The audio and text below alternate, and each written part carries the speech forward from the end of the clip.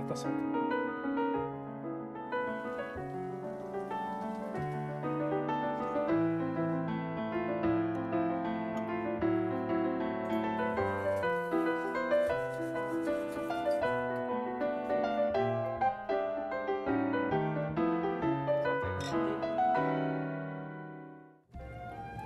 Katia se trouve aujourd'hui à Liège, berceau du sirop du même nom.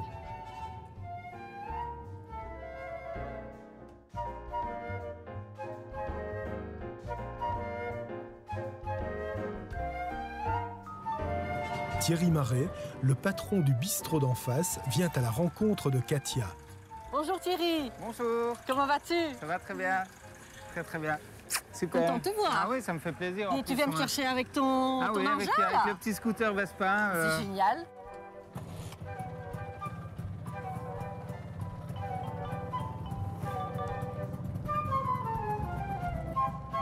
Nous vous dirons tout du bistrot d'en face, ce véritable bouchon lyonnais au cœur de la principauté de Liège. Donc voilà le bistrot d'en face. Tout à fait. Bistrot d'en face. 2 maisons? 2 maisons, oui. On a rassemblé 2 maisons qui anciennement étaient 2 maisons du patrimoine liégeois. Qui en fait, de ce côté-là, était une maison où on faisait principalement bistrot déjà. Donc un bistrot d'ambiance où on pouvait déjà boire un petit verre. Et de l'autre côté, c'était une boucherie-conserverie où on vendait également des peaux de mouton. Super endroit, voilà. Terrasse et tout. Tout à fait. Tu nous montres la cuisine? Je vous en prie. Voici, nous sommes arrivés. On n'avait pas très long à faire. Donc c'est là, en fait, la poutre là, tout à fait. dont tu m'as parlé. C'est ce qui sépare les 2 maisons. Ok, oui, tout à ça fait. va. Et toute lyonnaise que peut être l'inspiration, Tchandché n'est jamais loin. Au mur, des toiles signées Roberto Alonzi. Homme de cœur et d'esprit et autodidacte, il a signé à ses débuts des instantanés du terroir liégeois. À l'école, c'était pas terrible. Et après ça, j'ai rentré à l'abattoir et j'ai commencé à travailler comme manœuvre. Et on faisait la peinture chez moi. La toute première commande, c'était ces tableaux-là. En faisant la commande, on me disait « Paix, la vie populaire liégeoise ». Et j'ai commencé à peindre les gens populaires de la Batte, les ambiances de rue, les ambiances, les gens qui passent par le pont. Je regardais beaucoup les gens dans la rue qui buvaient leur vin et je faisais des croquis. Et pour ça, tu as beaucoup de tronches de gens, tout ça. Et j'ai mis ces personnages-là dans l'ambiance du bistrot d'en face. Une ambiance à la hauteur du bistrot. Je vais vous laisser dans les mains de Sylvain. Vous pouvez rentrer dans la cuisine, il va vous faire la visite. Bonjour Sylvain.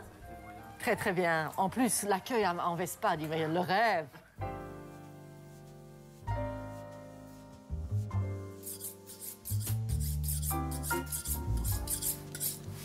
Oh, c'est lourd, hein, ce truc. Ouais, non, mais ça pèse 100 poids, ça, pas de problème. Quelle belle bête. Oui. On trouve ça encore comme ça chez le boucher ou les gens achètent ça comment? On peut l'avoir sur commande, c'est très difficile, ou alors il faut avoir un très bon boucher. Sinon, l'idéal, c'est de l'avoir déjà désossé et roulé. Donc c'est vraiment le plus simple et c'est ce que je conseille, vraiment. Oui. Donc Sylvain, voilà la tête de veau complètement désossée. Oui, complètement désossée, voilà. Donc, le travail est fait. Là, donc, les joues, la langue, les oreilles et la cervelle. La cervelle, voilà. OK. Et maintenant, qu'est-ce que tu vas en faire? On va la rouler. Hein. Tu vas la rouler. Ouais. Et ça cuit combien de temps? Alors là, ça doit cuire entre 2 et 3 bonnes heures facilement, suivant la grosseur de la tête. OK. Et tu cuis ça avec quoi? Au bouillon, un classique bouillon, comme un pot au feu, en fait. Donc là, Sylvain, on va mettre les légumes. Oui. Donc, oignons. Oignons, carottes, céleri, poireaux. Et alors le thym, laurier et le poivre. Parfait. Voilà, on y va.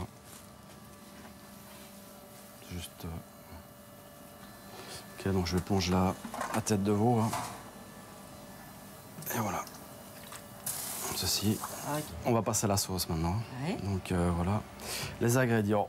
Enfin, les principaux ingrédients, on va dire, c'est la tomate, les épices à tortue.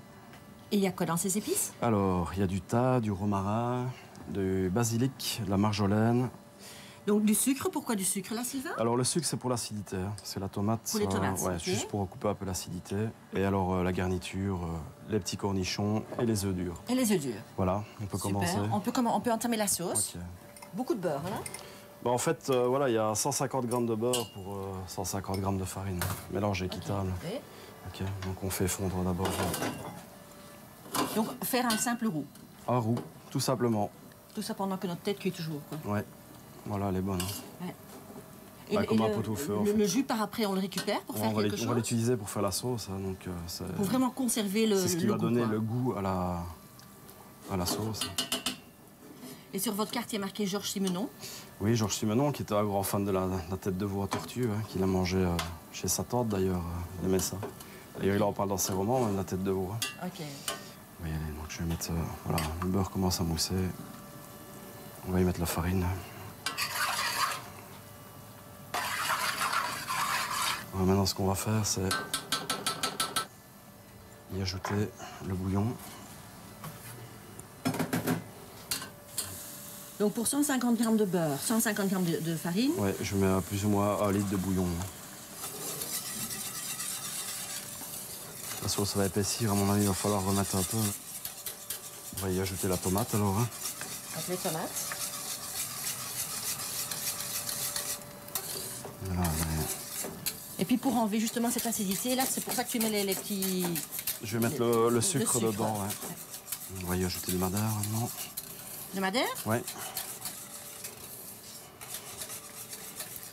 C'est fort alcoolisé? Non, c'est pas à la cuit, c'est pas... Ça sert comme apéro aussi ou pas du tout? C'est principalement pour la cuisine? Non, on peut l'utiliser, enfin le boire comme apéritif sans aucun problème. Donc on ressort la tête? On va sortir la tête, oui. Qui est cuite maintenant. Oui. Donc si on parlait de tantôt, là, ça... Ah oui, tout à fait. Ça, vraiment, ça rentre comme... c'est fort moelleux. Tête de veau. Et voilà. Oh, ça s'enlève facilement, hein? Ouais, ça va tout seul. Et combien de portions tu peux faire là-dedans, Sylvain? Oula, facilement 6 à 7 portions. Okay. Ça dépend aussi l'appétit. On va dresser? Oui, ok. Voilà c'est parti, on prend la sauce alors. Ouais, c'est fou comme elle a changé de couleur. Oui, hein. oui, oui. C'est vrai que la cuisson, la coloration change. Donc voilà. Et tu sers ça comme ça dans un petit carclon? Ouais, c'est le côté sympathique, absolument. Côté bistrot, voilà. Oui. Okay. On met donc un morceau de chaque? Un morceau de chaque, voilà, comme ceci. Oui. On va y mettre quelques cornichons alors. Cornichons extra fins? Oui, extra fins ou même des gros à couper en morceaux, c'est aucun problème. Mais vinaigré, pas elle. Vinaigré, voilà. Ok, oui. Et l'œuf dur, pourquoi? Parce que ça fait partie de la recette? Ça fait partie de la garniture de la tête de veau, hein. Donc voilà. Okay. On peut y même mettre des champignons, mais bon, ça c'est facultatif, avec les champignons de Paris. On y redonne un petit coup de chaud avant l'envoi, hein. Oui. Comme ça, voilà. On y va. Petit coup de chaud. C'est servi avec des frites, donc c'est vraiment la tête de veau comme on la mange, quoi. C'est vraiment assez sympa. Alors Sylvain, qu'est-ce que tu nous prépares aujourd'hui? Alors je vais vous préparer un céleri rémoulade avec un museau de porc et une vinaigrette à l'œuf cassé. Voilà. Ok. Le museau, c'est quoi exactement? Le museau, c'est une tête en fait. Hein. C'est la tête du cochon qui est cuite dans un bouillon, décortiqué et puis pressé. Ok. C'est pas ça qu'on a... Non, c'est pas...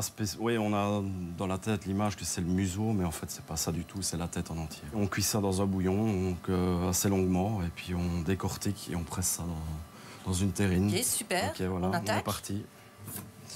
Nettoyer le céleri. Donc, toujours l'idéal, c'est de le détailler. Il faut le nettoyer avant? On le nettoie après. Donc, le céleri, on commence comme ça, et on le pèle. Et on utilise à ce moment-là la mandoline. Ouais. Donc la mandoline, il faut faire attention à ses doigts seulement. Et on est parti.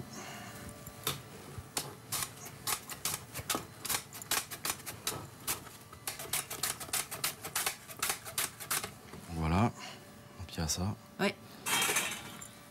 Donc on prend le céleri, le petit bol, hop, le céleri. Et dans la mayo, poivre, sel, elle est faite à l'huile d'olive? À l'huile d'arachide. Celle-là, elle est faite à l'huile d'arachide. Donc, un peu de mayonnaise. Hein. Ça, c'est suivant le goût aussi. Absolument. Hein. Donc, on mélange comme ça. Et à ce moment-là, donc, on assaisonne. Hein. Poivre. Donc, en plus de poivre, par rapport à ce que tu mets à la mayonnaise, tu en mets je mets toujours un petit peu. Et un peu de fleur de sel. Un peu de fleur de sel. Et alors, une petite pointe de moutarde. après encore. Ouais, juste pour renforcer un peu le... Ok. Super. Voilà. Maintenant, on coupe le museau. Donc voilà, le museau. On coupe les fins. Oui, qu'on va trancher assez finement. Oui. Donc le plus finement possible. Oui. L'idéal, c'est quand même demander à son boucher éventuellement qu'il le tranche, hein, c'est plus simple. Oui, à la trancheuse À la alors. trancheuse Oui. à ce moment-là, parce que ce sera plus fin. Donc on peut dresser là. Oui, on va peut-être faire la Une petite vinaigrette, la absolument. à la Oh, moutarde, ouais. ouais. Oui. 2 œufs. Hein. Oui. On sépare les blancs des jaunes. Hein. Je te rends ton fouet. Ok, merci. Et alors, on va monter ça comme